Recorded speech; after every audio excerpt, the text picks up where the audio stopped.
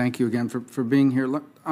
It's my belief that the Communist Party of China isn't simply a competitor of the United States, but that they're engaged in a zero-sum game, that they seek to grow at our expense and ultimately to displace us as the world's most powerful and influential nation in every realm. Do you agree with that assessment? Do you share that same view?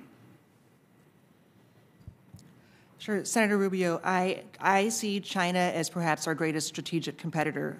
We know that they go after U.S. critical technologies using a whole of government and a comprehensive approach.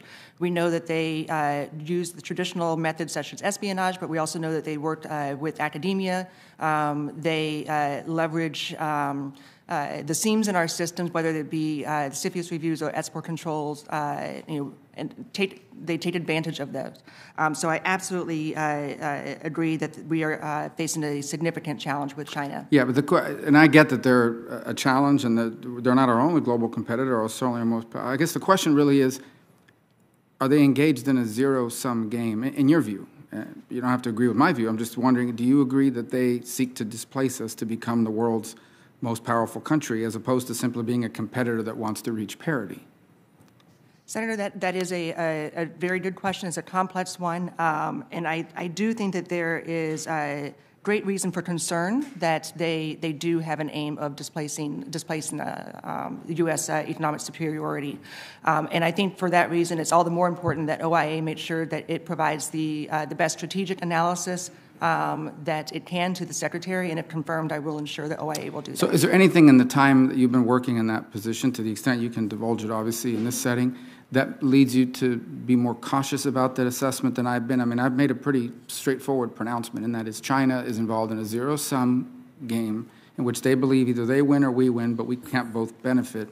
Is there anything that you've seen or come across that gives you some pause in reaching the same conclusion in such terms? Senator, thank you very much for that question. I think that is probably one that is better reserved for a classified conversation, and I would be more than happy to come back and talk to you and your staff about that question. Okay, so, all right, so putting aside anything in your work, I just want to be fundamentally clear, you don't, what I just said about the zero-sum game, you obviously acknowledge that that's a concern, and you acknowledge that they're a significant, powerful competitor, but you're not able to say, as I have said, that they're involved in a zero-sum game, at least not in this setting?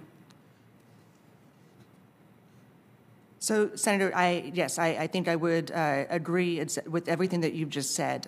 We absolutely see them as perhaps our greatest strategic competitor, and they are, at least sitting within my role right now, they are the priority of the ODNI and of the intelligence community in terms of how we are placing our resources and trying to get at the challenge. All right, let me ask you, related to that question, the Chinese laws require companies to turn over information to the Chinese state, and the CCP, is clearly blurring its the military and civilian sector through this military-civil fusion strategy. Given that, is there any meaningful distinction, for example, at this point between Chinese state-owned entities and what they claim to be private companies, given the reach? In essence, no matter how private you think you are, under Chinese law, if the Communist Party tells you, we need your data, we want your information, you have to do this, they have to do it or they don't exist as a company anymore. At this point, is there any real distinction when it comes to the purpose of reviewing investments and things of that nature? Senator, if I understand your question correctly, are you asking if there is truly a distinction between the state-owned enterprises and a company that may put itself out as a private Correct. Chinese company? I think that while there may be some validity to making that distinction, I think what we ultimately have to realize is that the Chinese government has a number of levers over companies that may put themselves out as being private, and there are requirements for to go back to seek certain approvals from the government in order to seek outbound investments in the United States or in countries like our allies in Europe.